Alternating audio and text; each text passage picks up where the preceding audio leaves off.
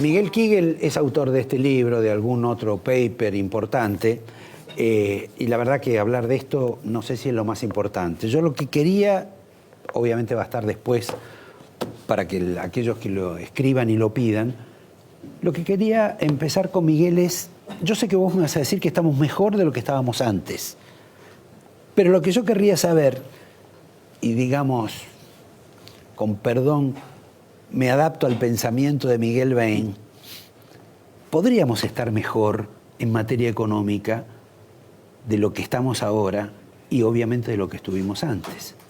¿O no? Yo te diría primero que realmente hoy no estamos mejor que hace un año en muchos. Estamos mejor en algún sentido y peor en otros. O sea, si yo miro salarios reales, están más abajo que hace un año. Si yo miro nivel de actividad, está más abajo que hace un año. Lo que yo veo y creo que lo que cambió es las perspectivas. Perdón, para mí es una sorpresa porque he leído algunos comentarios que creí que no iba a estar en esta línea y me pongo mucho más cómodo acá. Pero lo que yo veo es que las perspectivas son mucho mejores. O sea, yo creo que si yo miro objetivamente, hoy hay más pobres que hace un año, hay más desempleo que hace un año, pero yo cuando miro 3 años para adelante, o me imagino la Argentina de acá a 3 años, yo me imagino una Argentina que va a ser mucho mejor que la que hubiéramos tenido si no hubiera habido el cambio que tenemos. O sea, hay que ser realista, ¿no es cierto? Y aceptar cuál es la situación de hoy. Es un año difícil, es un año, yo lo llamo de ajuste porque fue un año de sinceramiento y ajuste, pero esto es lo que va a permitir que la Argentina empiece a encaminarse nuevamente. Ahora, vos hablas de ajuste en una administración que en alguna medida tiene un déficit fiscal extraordinario. Sí. ¿Qué tipo de ajuste es ese? Bueno, pasa que el déficit fiscal es grande. Estoy hablando casi como Cristina, porque hoy escuché a Cristina y parecía una persona salida del Fondo Monetario. Bueno, primero que el déficit fiscal es exactamente el mismo que dijo Cristina. O sea, sí, que no cambió nada, o sea, no estábamos peor en eso. Ahora, ¿por qué digo que ha habido ajuste o ha habido ajuste? Obviamente que las tarifas han empezado a sincerarse, han subido. Eso, se han ajustado las tarifas. El tipo de cambio se sinceró, tenemos un tipo de cambio único ahora, digamos. En ese sentido ha sido un año donde se han tomado medidas para que esta economía tenga los precios relativos, digamos, como para que pueda empezar a crecer. Un tipo de cambio razonable, sin cepo, un país sin default, y todo eso implicó un costo. Es como ir a la operación, digamos. En el momento que uno lo opera, no está para salir a saltar y correr una maratón. Si la operación sale bien, va a estar mucho mejor que antes. Digamos que la operación es larga. Sí. La recuperación lleva su tiempo, exactamente. Ahora, vos mencionaste el tema del tipo de cambio. Está claro que el tipo de cambio no va a subir, más allá de que el gobierno diga que es libre. Y posiblemente debiera bajar, debido a la plata que toma la Argentina y la plata que va a entrar del blanqueo. Ahora, hay dos preguntas. Una, si me asumo como los industriales argentinos o como algún sector industrial argentino, tipo el textil, estoy condenado al cierre, al peor de los destinos. Ahora, la otra pregunta es, con ese tipo de cambio, los empresarios van a tener que ajustar, y ajustan a través del empleo, normalmente. O sea que va a haber más desempleo en la Argentina. ¿O no necesariamente? No, yo creo que la economía va a empezar a generar más empleo. Primero, el sector que está más afectado por el tipo de cambio es justamente, como bien dijiste, el sector industrial. El sector industrial debe generar más o menos el 15% del empleo en la Argentina. El resto es entre el sector público, servicios, lo que es entretenimiento. Pero se supone que la gente votó para que en el sector público haya menos empleo. Bueno, eso va a haber menos. El sector público va a haber menos, pero el sector servicio y construcción sí va a haber más. Esos son los sectores más dinámicos en términos de generación de empleo. Yo sé que hay 2 sectores dentro de la industria que son los más grandes y los que más gente emplean, que son el sector automotriz y el sector textil. Es cierto que hay un problema cambiario, pero el sector automotriz está sufriendo mucho más que por el tipo de cambio, por la recesión en Brasil. Si Brasil repunta, el sector automotriz va a volver. Entonces realmente el problema lo tenemos centrado en el sector textil. De los grandes, después tenemos otros, pero los grandes es el sector textil. El sector textil, yo creo que el gobierno ha adoptado una política inteligente de protegerlo. O sea, si no se puede proteger vía tipo de cambio, se va a proteger con medidas arancelarias, pararancelarias, como las que usan todos los países del mundo. El sector textil emplea 400.000 personas Y yo creo que existe el compromiso de a ese sector específico tratar de protegerlo, no a través del tipo de cambio, sino a través de otras medidas. Y bueno, a largo plazo va a ser, digamos, la productividad lo que va a permitir que esos sectores mejoren, pero eso no se consigue en un año. Es un proceso más largo y ahí tendrá que el Estado acompañarlos. ¿Y el fenómeno de los subsidios? ¿Vos lo ves? Porque yo veo que el gobierno está anunciando que va a haber más impuestos, que va a ganancia la van a elevar a 45, que van a poner impuesto a la herencia. Y la verdad que uno suponía que el gobierno, y Macri lo ha dicho, y lo ha dicho hace poco, que la Argentina soporta una presión tributaria gigantesca. Y sin embargo no alcanzo a entender entre lo que él dice y lo que finalmente se hace.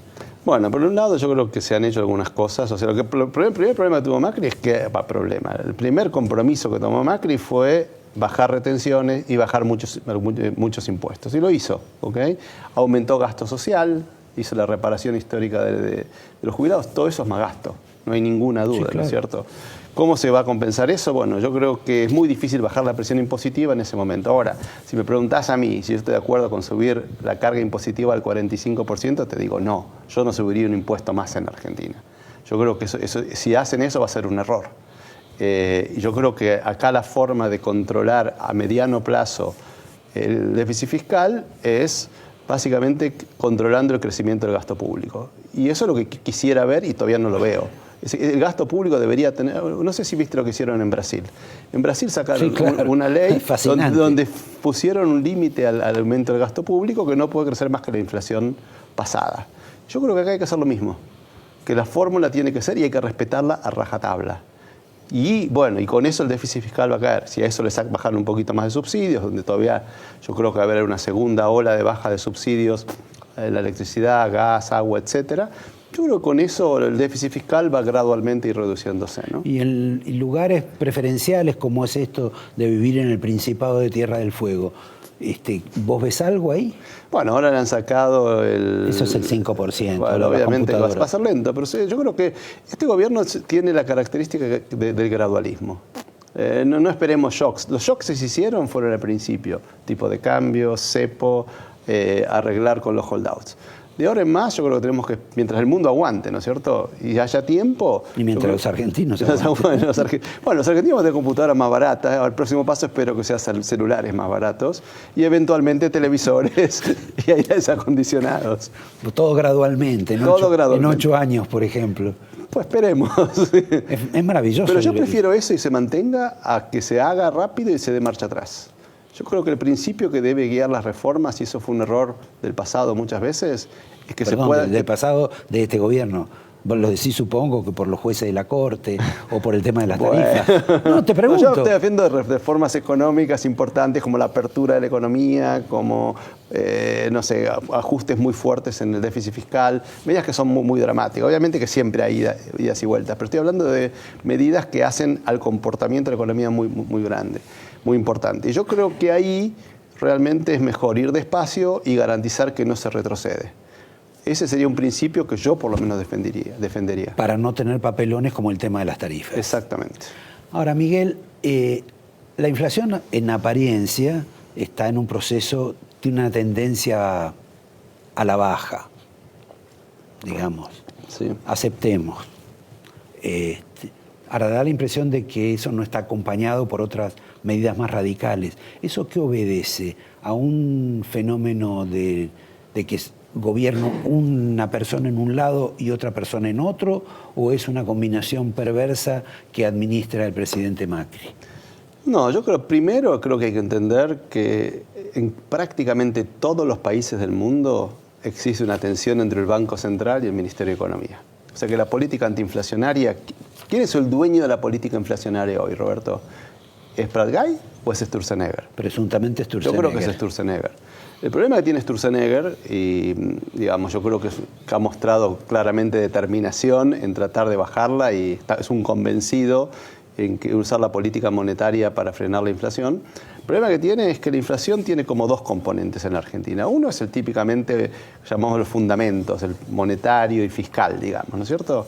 Más que nada el monetario, que es lo que hacen todos los países. Cuando quieren bajar la inflación, suben la tasa de interés. El problema es que Argentina viene de 10 años de una inflación del 2% mensual en promedio. Es una inercia muy grande Y la verdad que ese componente que llamamos inercial, o que algunos lo llaman Sí. de puja distributiva, hay que también atacarlo. No alcanza solamente. Si uno quiere que baje rápido al 17% para el año que viene, como quiere Sturzenegger, para mí con la política monetaria no alcanza. Necesita ayuda de que los Fiscal. sindicatos, no solamente fiscal también, pero también de los sindicatos, Bueno, de los empresarios. Los sindicatos hasta ahora se han allanado bastante. Hay que ver, pero que tienen que allanarse el año que viene cuando vengan las paritarias. Y para eso me parece que tiene sentido lo que dice Prat Gai, que es el hecho de que haya algún tipo de acuerdo social, por lo menos en el tema inflacionario, de limitar aumentos de precios y salarios. El nivel de endeudamiento que está tomando la Argentina, y ya como pregunta final, ¿no te preocupa? ¿No te preocupa que vuelva a decirse que esto es una especie de patria financiera? Porque en 10 meses más o menos han operado unos 50.000 millones. Para algún pícaro de la plaza diría el 1% son 500. Si más o menos lo utilizo bien en el tema de la ecuación del